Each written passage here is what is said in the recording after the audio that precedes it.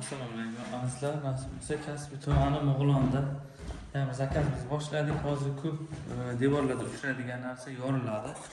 Shu sabab yangi bo'lgan. Mana bu ham shkaturkasi mana ko'rib hozir buni biz ko'pchilik malyarka ishlasak, mana biz serpenka qilib ketamiz.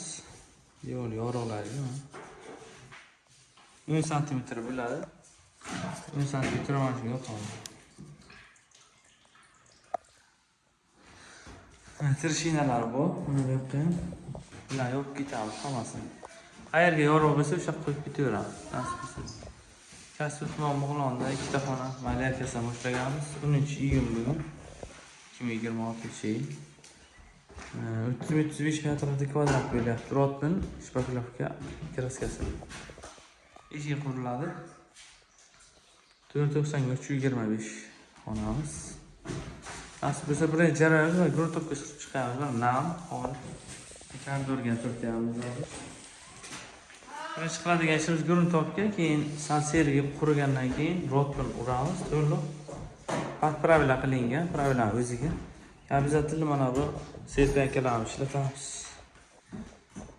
Обязательно qo'yib ketish kerak, sababi keyin trishina bo'lmaydi. Bu cho'ziluvchan bo'ladi.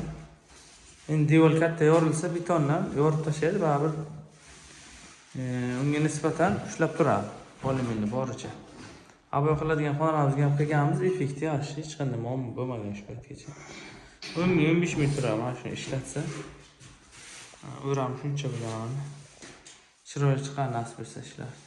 Atkoslarni olib gipsokarton bilan chiroyli qilib ishimizni boshlab oldik. Kuzatib boringlar. MDF promo variant bo'lgan, oq MDF qilingan. Narigi ikkita xonani ham aboy qilib berganmiz ushbu xonadonga. O'tgan yili 2025 ga. Bu malyarkasiga ham keldi. Kuzatib boringlar, omon bo'linglar. Hammaga rahmat, sog' bo'linglar.